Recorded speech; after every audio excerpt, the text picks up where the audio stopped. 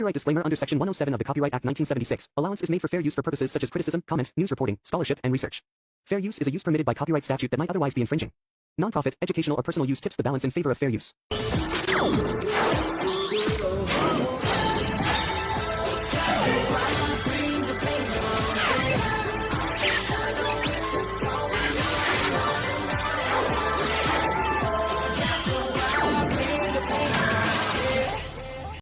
Last episode में हमने देखा था जेके बोलता है इस वीक हम ही रेसिडेंसी चलते हैं। फिर हम नेक्स्ट सीन में देखते हैं कि आज ही रेसिडेंसी मतलब जेके के घर जाने का दिन है। वी कपड़े पहनते हुए बोलता है, मुझे 1 मिनट दो, मैं ऑलमोस्ट रेडी हो चुका हूँ। जेके रूम में एंटर करके बोलता है, अपने कपड़े चेंज करो। वी बोलता है ठीक है और जेके वो डोर खोल के खुद ही वी के लिए कपड़े चूज करने लगता है। जेके बोलता है, इस वो डोर के सारे कपड़े मैंने खुद ही खरीदे हैं। कभी कभी मुझे लगता है तुम एक डॉल हो एंड मैं उस डॉल को कपड़े पहना रहा हूँ। जेके कुछ कपड़े निकाल के वी को दे देता है और बोलता है, ये पहन लो। वी कपड़े लेकर बोलता है, ओके। फिर वो कपड़े पहनने लगता है और वो मन में सोचता है, चलो ये भी ठीक है जब तक वो इस बात से खुश है।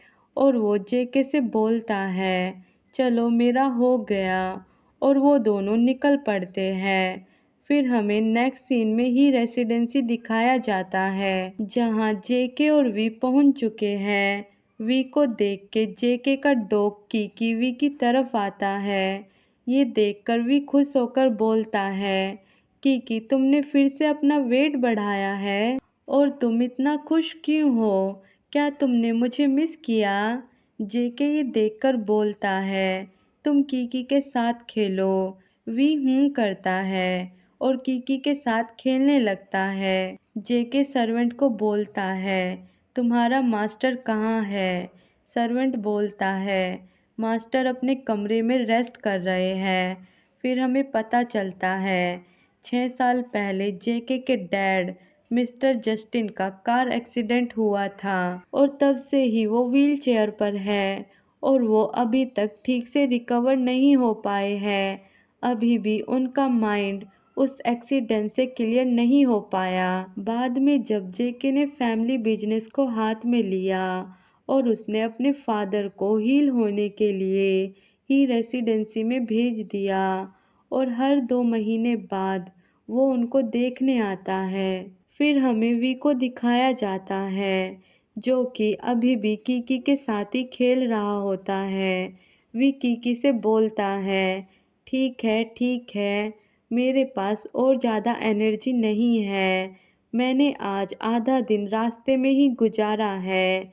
अब मैं थोड़ा सा रेस्ट करूँगा। चलो मैं बाद में आकर तुम्हारे साथ खेलूँगा। कीकी वी को चाटते हुए उफ उफ करती है। वी बोलता है, गुड गर्ल कीकी। वी घर के अंदर आता है तो सर्वेंट उसे ग्रीट करते हुए बोलते हैं, हेलो मिस्टर वी। वी भी उन्हें हेलो करता है और वी ऊपर जाने लगता है।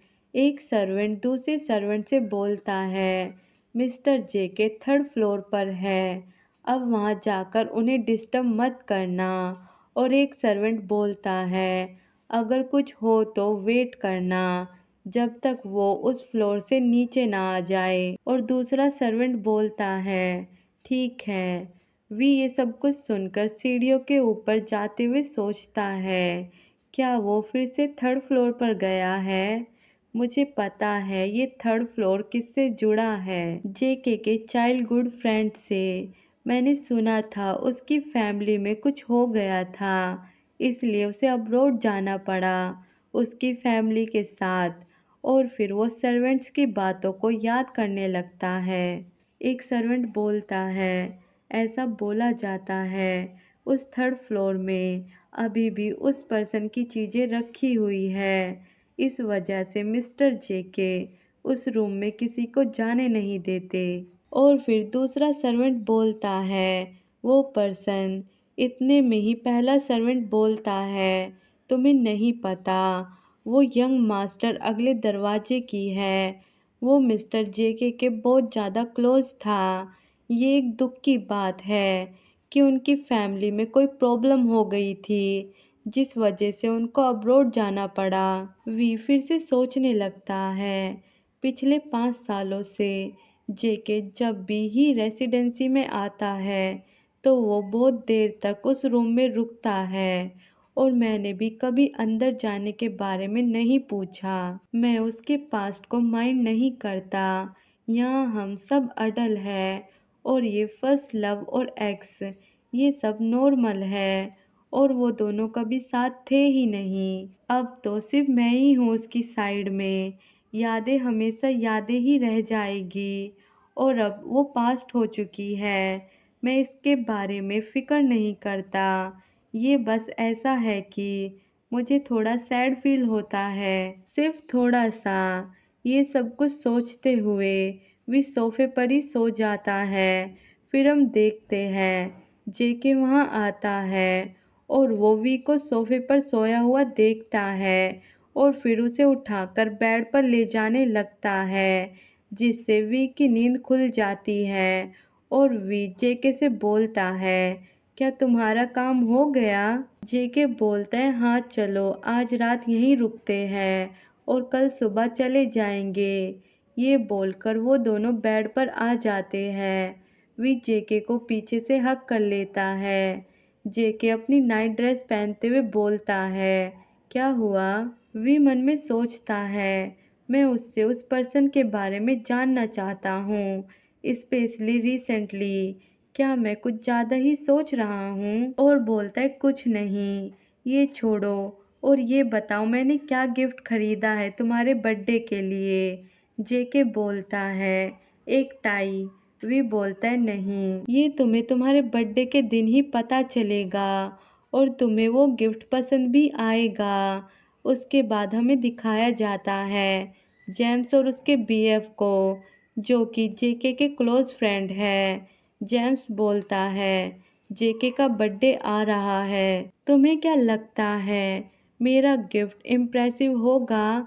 उसका बीएफ बोलता है जरूर, तुम्हारे गिफ्ट के अलावा और किसी का गिफ्ट परफेक्ट नहीं है। तभी जेम्स के फ़ोन पर किसी का मैसेज आता है। जेम्स बोलता है मेरा फ़ोन दो, चलो देखते हैं कौन मैसेज किया। हम देखते हैं कि किसी पर्सन का मैसेज आता है। मैसेज में लिखा था मैं कल 3 बजे एयरपोर्ट पर पहुंच जाऊंगा, क्या तुम मुझे पिक करने आ जाओगे? जेम्स हंसकर बोलता है क्या कोइंसिडेंस है, हम बस गिफ्ट के बारे में बात कर रहे हैं और देखो कौन मैसेज किया। जेम्स मैसेज का रिप्लाई देता है कोई प्रॉब्लम नहीं और बाद में वो अपने बीएफ को क्लोज खींच के बोलता है डार्लिंग शो शुरू होने ही वाला है। Thank you for watching this video. Next episode के लिए चैनल को सब्सक्राइब करें।